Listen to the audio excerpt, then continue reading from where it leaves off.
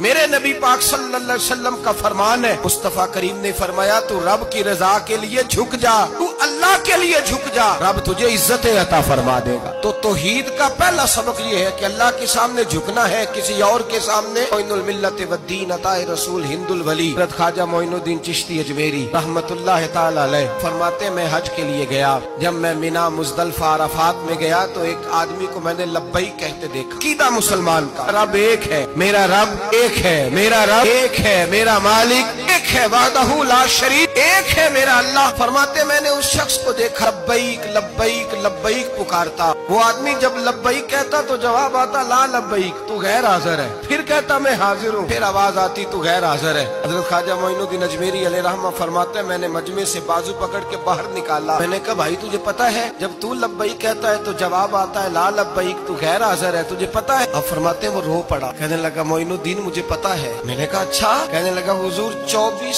سال بیت گئے، میں ہر سال حج کرنے آتا ہوں، یہ میرا 24واں حج ہے، ہر سال آ کے کہتا ہوں لبیک لبیک، میں مصطفیٰ کریم کا وسیلہ لیے حاضر ہوں، لبیک لبیک، یہ بے نیاز ہے، ہر سال مجھے کہتا ہے لا لبیک، تو غیر حاضر ہے، ہر سال کہتا ہے۔ خواجہ صاحب فرماتے ہیں اس کی بات سنی تو میرے وجود کے رونگٹے کھڑے ہو گئے، میں نے کہا پھر تو ہر سال آ جاتا ہے، ہر سال ہی آ جاتا ہے، 24 سال ہو گئے ہر سال۔ فرماتے اس نے توحید بیان کی تو میری چیخیں نکل گئیں، میدان عرفات میں کھڑے ہو کس نے توحید کا اعلان کیا تو میرا وجود تڑپنے لگا، آہیں اور سسکیاں نکلنے لگیں۔ کہنے لگا معین الدین ایک ہی تو رب ہے، یہاں نہ ہوں تو کہاں جاؤں، تو کوئی اور رب بتا دے میں وہاں چلا جاتا ہوں، اب ہے ہی ایک، کہیں اس کے دروازے پہ رکھے تب بھی ٹھیک ہے، نہ رکھے بھی اس کی بے نیازی ہے یہی، کہاں جا اس کے دروازے پہ جھکوں، یہی میرا مالک، یہی میرا خالق، یہی میرا رازق۔ خواجہ صاحب فرماتے میں وہاں کھڑا تھا، عاطف غیب سے آواز آئی معین الدین تو پیچھے ہٹ جا، یہ میرا اور میرے بندے کا معاملہ ہے، تو اس کے بیچ نہ آ،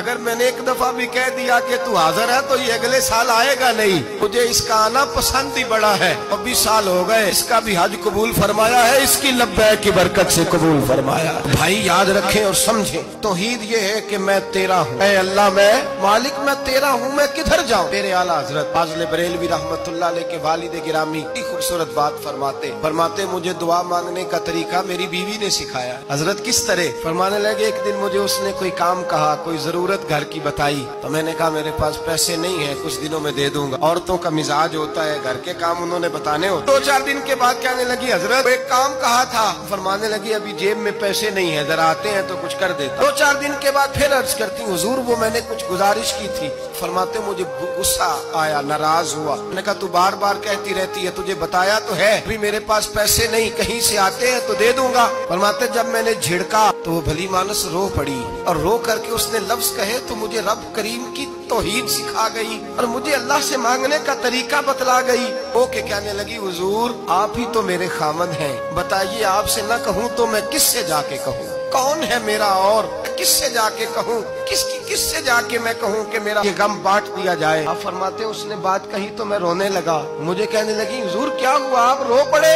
تو میں نے کہا سمجھ آ گئی ہے، جب میں بھی کہوں گا نا مولا میں بڑا پریشان ہوں، میں دکھی ہوں، تکلیف میں ہوں، آزمائش میں ہوں، میں بیمار ہوں، اے اللہ اولاد کی وجہ سے پریشان ہوں، اے اللہ میں جوان بیٹی کے سبب سے پریشان ہوں، اے اللہ فلاں تکلیف سے پریشان ہوں، اے اللہ میر زبانہ میری غربت کا مذاق اڑاتا ہے، اے اللہ جائیدادوں والے مجھ بے گھر کو ستاتے ہیں، اے مولا زمانے کی تیز دھوپ آ گئی ہے، تو ہی میرا رب ہے، بتا تجھے نہ کہوں تو کس سے کہوں، تیری بارگاہ میں عرض نہ کروں تو کدھر جاؤں، تیرے حضور ناز نہ ہوں تو کہاں جاؤں؟ فرماتے جب میں یوں رو کے دعا کروں گا تو عرش کا مالک یقیناً دروازے کھول کے فرمائے گا میرا بندہ جو مانگتا ہے اسے فوراً عطا فرما دو، جو کہتا ہے اسے دے دو۔